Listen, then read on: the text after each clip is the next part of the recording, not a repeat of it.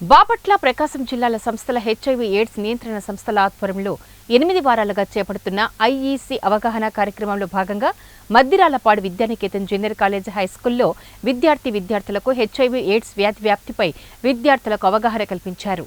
ప్రతి ఒక్కరూ అవగాహన కలిగి ఉండవలసిన ఆవశ్యకత ఉంది అంటూ శ్రీ సూర్య విద్యానికేతన్ కాలేజ్ కరెస్పాండెంట్ రామళ్ళ వెంకట్రామిరెడ్డి పేర్కొన్నారు.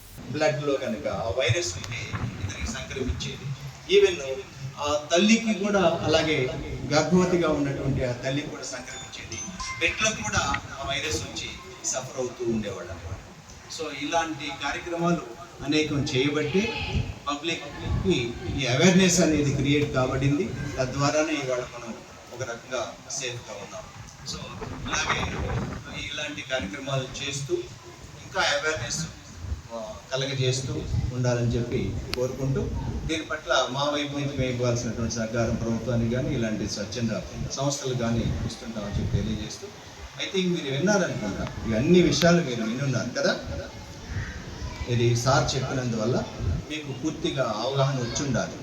కాబట్టి బ్లడ్ ట్రాన్స్ఫ్యూషన్ కూడా, ఈవెన్ నీడిల్స్, హెచ్ఐవి వైరస్ ఉన్నటువంటి పేషెంట్కి వాడినటువంటి నీడిల్స్ గతంలో ఏం చేసేవాళ్ళు, ఇప్పుడంటే అందరూ డిస్పోజబుల్ నీడిల్స్ వాడుతున్నారు.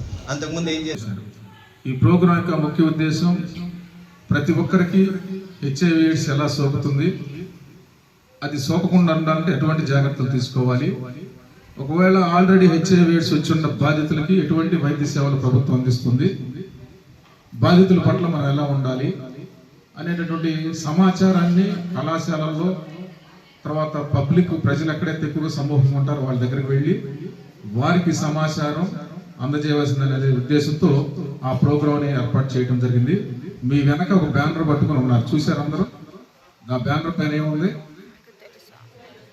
గట్టిగా?